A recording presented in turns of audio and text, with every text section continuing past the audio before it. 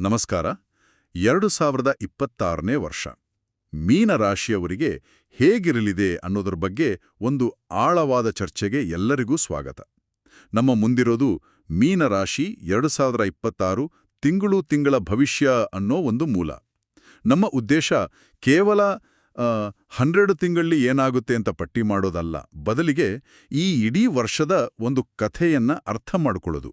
ಅಂದ್ರೆ ಏರಿ ಇಳಿತಗಳ ಹಿಂದೆ ಕಾರಣಗಳೇನು, ಗ್ರಹಗಳ ಸಂಚಾರ ಹೇಗೆ ಪರಿಣಾಮ ಬೀರ್ಬೋದು, ಮತ್ತೆ ಅಂತಿಮವಾಗಿ ಈ ಪಯಣದಲ್ಲಿ ನಮ್ಮ ಪಾತ್ರ ಏನು ಅನ್ನೋದನ್ನ ತಿಳಿಯೋದು. ನಾವು ಈಗಾಗಲೇ ಜನವರಿಯಲ್ಲಿದ್ದೇವೆ, ಸೊ ಈ ಚರ್ಚೆ ಇನ್ನಷ್ಟು ಪ್ರಸ್ತುತ ಅನಿಸುತ್ತೆ. ಸರಿ, ಹಾಗಾದ್ರೆ 2026 ಮೀನರಾಶಿಯವರಿಗೆ ಯಾವ ರೀತಿಯ ಕಥೆಯನ್ನ ಹೇಳೋಕ್ ಹೊರಟಿದೆ? ಇದೊಂದು ಕುತೂಹಲಕಾರಿ ವರ್ಷ ಅಂತಾನೆ ಹೇಳ್ಬೋದು. ಒಂದೇ ಮಾತಲ್ಲಿ ಹೇಳೋದಾದ್ರೆ ಇದೊಂದು ರಚನಾತ್ಮಕ ಬೆಳವಣಿಗೆಯ ವರ್ಷ. ರಚನಾತ್ಮಕ ಬೆಳವಣಿಗೆ? ಹೌದು. ಅಂದ್ರೆ ಸುಮ್ನೆ ಕೂತ್ರೆ ಯಶಸ್ಸು ಬರೋದಿಲ್ಲ. ಬದಲಾಗಿ ಶ್ರಮ, ಪರೀಕ್ಷೆ, ತಾಳ್ಮೆ ಇವೆಲ್ಲದರ ಮೂಲಕ ಒಂದು ಅಡಿಪಾಯವನ್ನ ಕಟ್ಟಿ ಅದರ ಮೇಲೆ ಯಶಸ್ಸಿನ ಸೌಧವನ್ನ ನಿರ್ಮಿಸುವಂಥ ವರ್ಷ ಇದು. ವರ್ಷದ ಆರಂಭದಲ್ಲಿ ಪರಿಶ್ರಮಕ್ಕೆ ಹೆಚ್ಚು ಒತ್ತು ಕೊಟ್ರೆ ವರ್ಷದ ಮಧ್ಯದಲ್ಲಿ ಅದರ ಫಲವನ್ನ ಪೂರ್ತಿಯಾಗಿ ಅನುಭವಿಸಬಹುದು. ಆದ್ರೆ ಮಧ್ಯದಲ್ಲಿ ಕೆಲವು ಎಚ್ಚರಿಕೆಯ ತಿರುವುಗಳು ಇವೆ. ಒಟ್ಟಿನಲ್ಲಿ ಇದೊಂದು ಸಂಪೂರ್ಣವಾದ ಪಾಠಗಳನ್ನ ಕಲಿಸುವಂಥ ವರ್ಷ. ರಚನಾತ್ಮಕ ಬೆಳವಣಿಗೆ ಈ ಪದವೇ ತುಂಬಾ ಕುತೂಹಲ ಮೂಡಿಸ್ತಿದೆ. ಹಾಗಾದ್ರೆ ಈ ಅಳಿಪಾಯ ಹಾಕೋ ಹಂತ ಅಂದ್ರೆ ವರ್ಷದ ಮೊದಲ ತ್ರೈಮಾಸಿಕ ಅದು ಹೇಗಿರ್ಲಿದೆ? ಜನವರಿಯಲ್ಲಿ ಹೊಸ ಜವಾಬ್ದಾರಿ, ಹೊಸ ಉತ್ಸಾಹ ಅಂತ ಮೂಲದಲ್ಲಿ ಹೇಳಲಾಗಿದೆ. ಆದರೆ ಅದೇ ಸಮಯದಲ್ಲಿ ಹಣದ ಹರಿವು ನಿಧಾನ ಅಂತಲೂ ಇದೆ. ಈ ಎರಡು ಸ್ವಲ್ಪ ವ್ಯತಿರಿಕ್ತ ಅಂಶಗಳನ್ನ ಹೇಗೆ ಅರ್ಥ ಮಾಡ್ಕೊಳ್ಳೋದು? ಅದ್ಭುತವಾದ ಪ್ರಶ್ನೆ. ಇದು ಈ ವರ್ಷದ ಮೊದಲ ಪಾಠ ಅಂತಾನೆ ಹೇಳ್ಬಹುದು. ನೋಡಿ, ಜ್ಯೋತಿಷ್ಯದ ಪ್ರಕಾರ ಶಮಿಯಂತಹ ಗ್ರಹಗಳು ಮೊದಲು ನಮ್ಮಿಂದ ಕೆಲ್ಸವನ್ನ ಬಯಸುತ್ತವೆ, ಆಮೇಲೇನೇ ಫಲ ಕೊಡೋದು. ಜನವರಿಯಲ್ಲಿ ಹೊಸ ಜವಾಬ್ದಾರಿಗಳು ಸಿಗೋದು ಇದೇ ಕಾರಣಕ್ಕೆ. ಇದು ನಮ್ಮ ಸಾಮರ್ಥ್ಯವನ್ನ ಪರೀಕ್ಷೆ ಮಾಡೋ ಸಮಯ.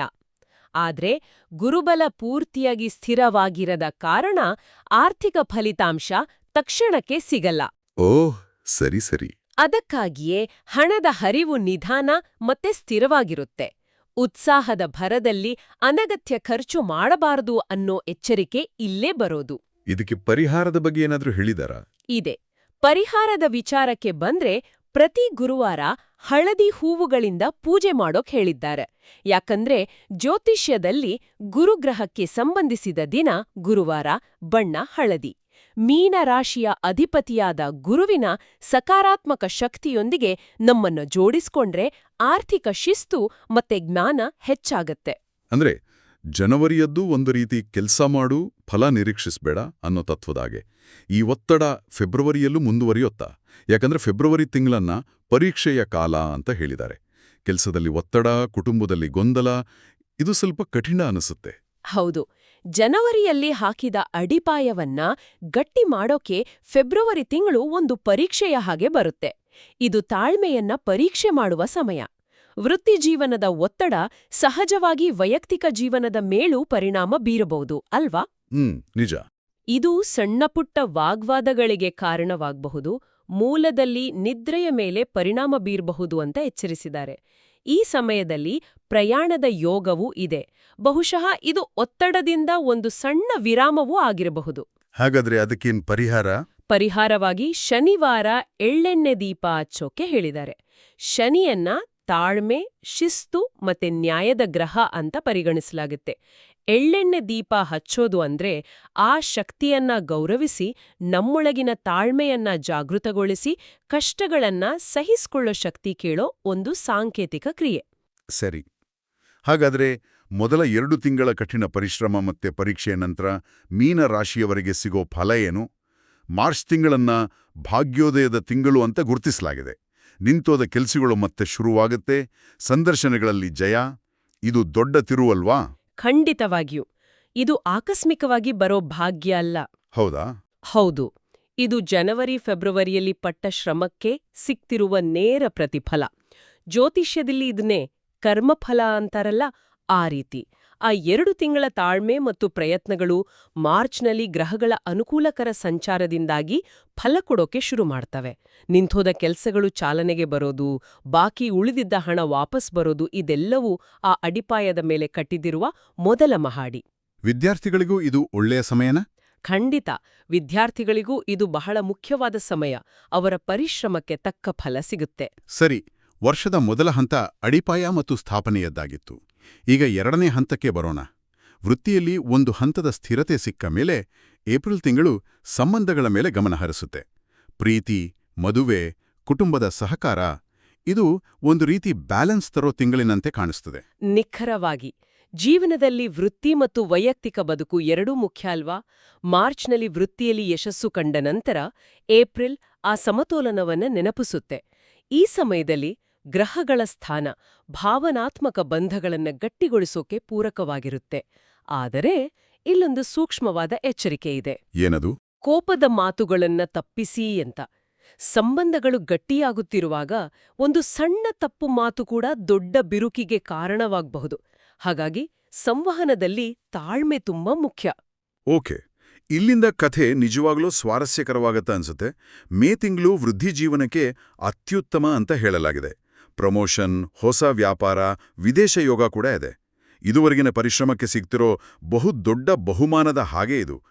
ಇಷ್ಟೊಂದು ಯಶಸ್ಸನ್ನ ಒಂದೇ ತಿಂಗಳಲ್ಲಿ ನಿರೀಕ್ಷಿಸಬಹುದಾ? ಇದರ ಹಿಂದೆ ಇರೋ ಜ್ಯೋತಿಷ್ಯದ ಕಾರಣ ಏನು? ಹೌದು, ಇದು ವರ್ಷದ ಒಂದು ಉತ್ತುಂಗದ ಸಮಯ ಅಂತ ಹೇಳ್ಬಹುದು. ಮಾರ್ಚ್ನಲ್ಲಿ ಶುರುವಾದ ಭಾಗ್ಯೋದಯ ಮೇ ತಿಂಗಳಲ್ಲಿ ಶಿಖರವನ್ನ ತಲುಪುತ್ತೆ.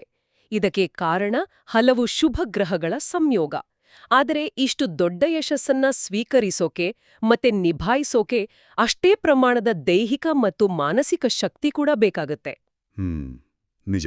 ಅದಕ್ಕಾಗಿಯೇ ಇರಬೇಕು ಮೂಲದಲ್ಲಿ ದಿನಕ್ಕೆ 12 ಸೂರ್ಯ ನಮಸ್ಕಾರಗಳನ್ನ ಮಾಡೋಕೆ ಸಲಹೆ ನೀಡಲಾಗಿದೆ. ಇದು ಕೇವಲ ವ್ಯಾಯಾಮ ಅಲ್ಲ. ಸೂರ್ಯನನ್ನ ಆತ್ಮವಿಶ್ವಾಸ, ನಾಯಕತ್ವ ಮತ್ತು ಚೈತನ್ಯದ ಕಾರಕ ಅಂತ ಪರಿಗಣಿಸಲಾಗುತ್ತೆ.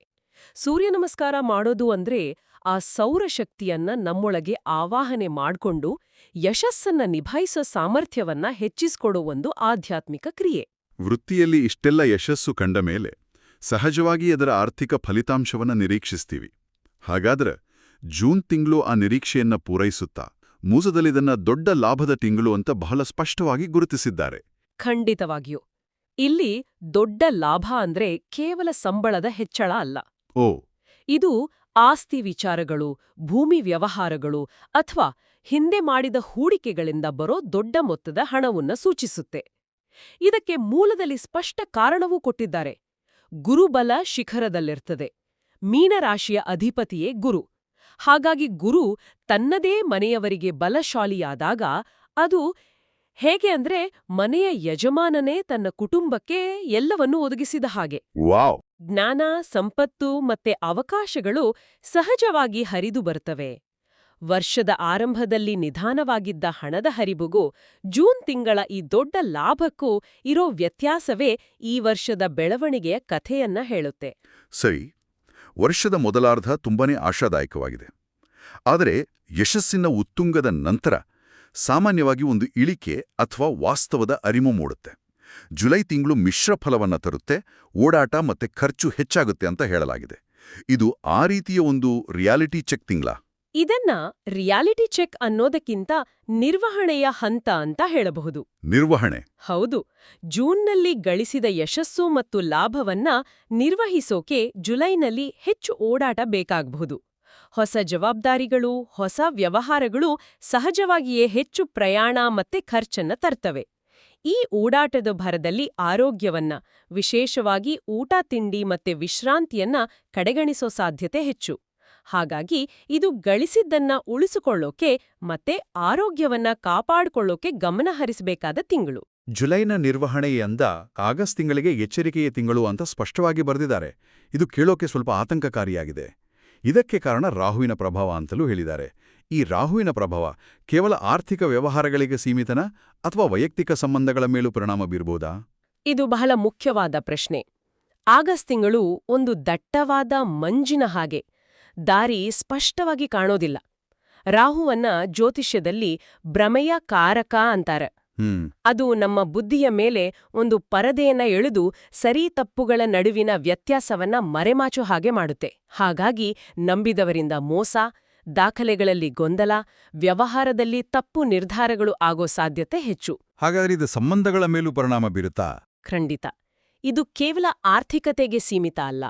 ರಾಹುವಿನ ಪ್ರಭಾವ ತಪ್ಪು ತಿಳುವಳಿಕೆಗಳನ್ನ ಸೃಷ್ಟಿಸಿ ವೈಯಕ್ತಿಕ ಸಂಬಂಧಗಳಲ್ಲೂ ಬಿರುಕು ಮೂಡಿಸಬಹುದು. ಅದಕ್ಕಾಗಿಯೇ ಈ ತಿಂಗಳು ಯಾವುದೇ ದೊಡ್ಡ ನಿರ್ಧಾರ ತಗೊಳ್ಳುವಾಗ, ಸಹಿ ಹಾಕೋವಾಗ 10 ಬಾರಿ ಯೋಚಿಸಬೇಕು. ಇನ್ನು ಪರಿಹಾರ: ವಿಘ್ನ ನಿವಾರಕನಾದ ಗಣಪತಿಯ ದರ್ಶನ.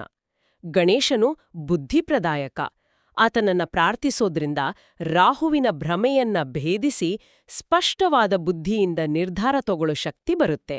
ಆಗಸ್ಟ್ ತಿಂಗಳಲ್ಲಿ ರಾಹುವಿನಿಂದ ಅಷ್ಟೊಂದು ಗೊಂದಲ ಉಂಟಾದ್ಮೇಲೆ ಕೇವಲ ಒಂದೇ ತಿಂಗಳಲ್ಲಿ ಸೆಪ್ಟೆಂಬರ್ನಲ್ಲಿ ಪರಿಸ್ಥಿತಿ ಹೇಗೆ ಸುಧಾರಿಸುತ್ತೆ? ಯಾವ ಗ್ರಹದ ಬದಲಾವಣೆ ಈ ಪುನಶ್ಚೇತರಿಕೆಗೆ ಕಾರಣವಾಗುತ್ತೆ? ಆಗಸ್ಟ್ನ ಮಂಜು ಸೆಪ್ಟೆಂಬರ್ನಲ್ಲಿ ಸೂರ್ಯ ಬಂದ ಹಾಗೆ ಕರಗಿ ದಾರಿ ಮತ್ತೆ ಸ್ಪಷ್ಟವಾಗುತ್ತೆ. ಇದಕ್ಕೆ ಕಾರಣ ರಾಹುವಿನ ಪ್ರಭಾವ ಕಡಿಮೆಯಾಗಿ ಗುರು ಅಥವಾ ಶುಕ್ರನಂತಹ ಶುಭಗ್ರಹಗಳ ದೃಷ್ಟಿ ಹೆಚ್ಚಾಗೋದು. ಇದು ಬುದ್ಧಿಗೆ ಸ್ಪಷ್ಟತೆಯನ್ನ ತರುತ್ತೆ. ಆಗಸ್ಟ್ನಲ್ಲಿ ಆದ ತಪ್ಪುಗಳನ್ನ ಸರಿಪಡಿಸ್ಕೊಳ್ಳೋಕೆ, ಕಳೆದುಕೊಂಡ ಗೌರವವನ್ನ ಮರಳಿ ಪಡೆಯೋಕೆ ಇದು ಅವಕಾಶ ಕೊಡುತ್ತೆ. ವಿದ್ಯಾರ್ಥಿಗಳಿಗೆ ಇದು ಅತ್ಯುತ್ತಮ ಸಮಯ.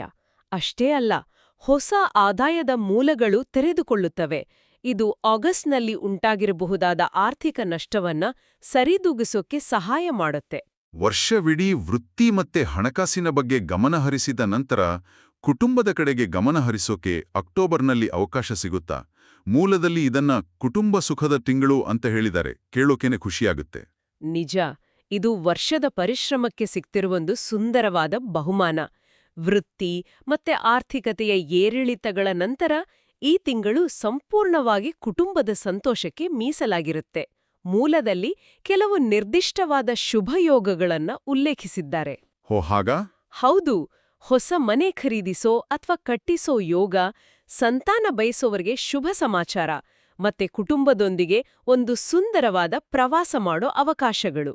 ಇವೆಲ್ಲವೂ ಈ ತಿಂಗಳ ಸಂತೋಷವನ್ನ ಹೆಚ್ಚಿಸುತ್ತವೆ. ಇದು ಸಂಬಂಧಗಳನ್ನ ಇನ್ನಷ್ಟು ಗಟ್ಟಿಗೊಳಿಸೋ ಸಮಯ. ಅಕ್ಟೋಬರ್ನ ಈ ಸಂತೋಷದ ನಂತರ ನವೆಂಬರ್ ತಿಂಗಳು ಮತ್ತೆ ಧೈರ್ಯ ಪರೀಕ್ಷೆಯ ಸಮಯ ಅಂತ ಹೇಳಲಾಗಿದೆ. ವರ್ಷದ ಕೊನೆಯಲ್ಲಿ ಮತ್ತೊಂದು ಪರೀಕ್ಷೆನ. ಇದು ಯಾವ ರೀತಿಯ ಸ್ಪರ್ಧೆ? ಹೌದು, ಇದೊಂದು ಅಂತಿಮ ಪರೀಕ್ಷೆ.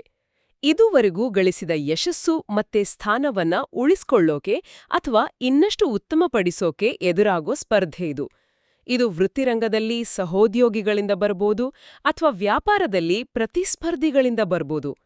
ಈ ಸಮಯದಲ್ಲಿ ಧೈರ್ಯ ಕಳ್ಕೊಳ್ದೆ ಆತ್ಮವಿಶ್ವಾಸದಿಂದ ಮುನ್ನಡಿಬೇಕು. ಇದರ ಜೊತೆಗೆ ಕಾನೂನು ವಿಚಾರಗಳಲ್ಲಿ ಜಾಗ್ರತೆ ವಹಿಸ್ಬೇಕು ಅಂತಾನೂ ಸಲಹೆ ನೀಡಲಾಗಿದೆ.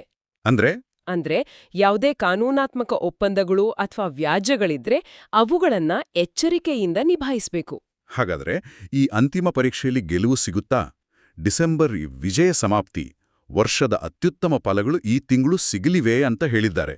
ಇದು ವರ್ಷದ ಕತೆಗೆ ಒಂದು ಸುಂದರವಾದ ಅಂತ್ಯವನ್ನ ಕೊಡುತ್ತೆ. ಖಂಡಿತ. ವರ್ಷವಿಡೀ ಪಟ್ಟ ಪರಿಶ್ರಮ, ಎದುರಿಸಿದ ಸವಾಲುಗಳು ಮತ್ತೆ ತೋರಿದ ತಾಳ್ಮೆಗೆ ಸಿಗೋ ಅಂತಿಮ ಫಲವೇ ಈ ಡಿಸೆಂಬರ್ ತಿಂಗಳು.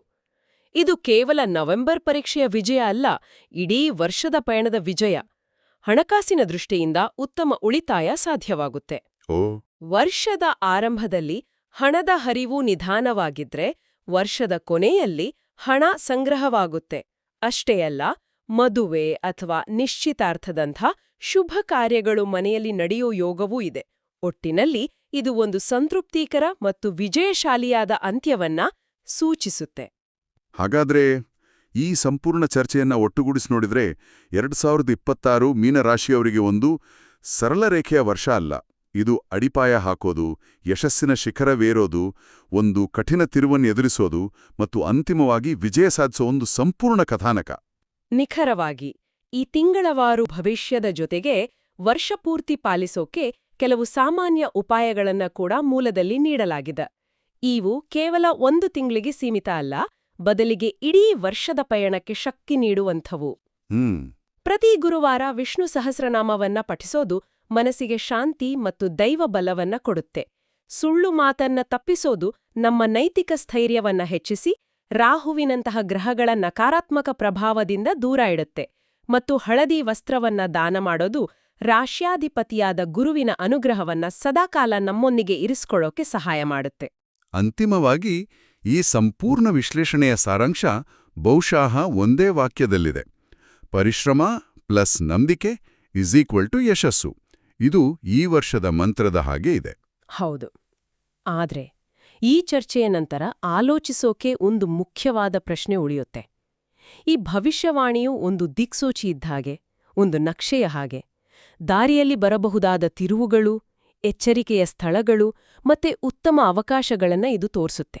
ಆದ್ರೆ ಈ ದಿಕ್ಸೂಚಿಯನ್ನ ಬಳಸಿ ತಮ್ಮದೇ ಆದ ಯಶಸ್ಸಿನ ಪಯಣವನ್ನ ರೂಪಿಸ್ಕೊಳ್ಳೋದು ವ್ಯಕ್ತಿಗೆ ಬಿಟ್ಟಿದ್ದು. ಮೂಲದಲ್ಲಿ ಉಲ್ಲೇಖಿಸಿರೋ ಪರಿಶ್ರಮ ನಮ್ಮ ಕೈಯಲ್ಲಿದೆ, ನಂಬಿಕೆ ನಮ್ಮ ಮನಸ್ಸಿನಲ್ಲಿದೆ.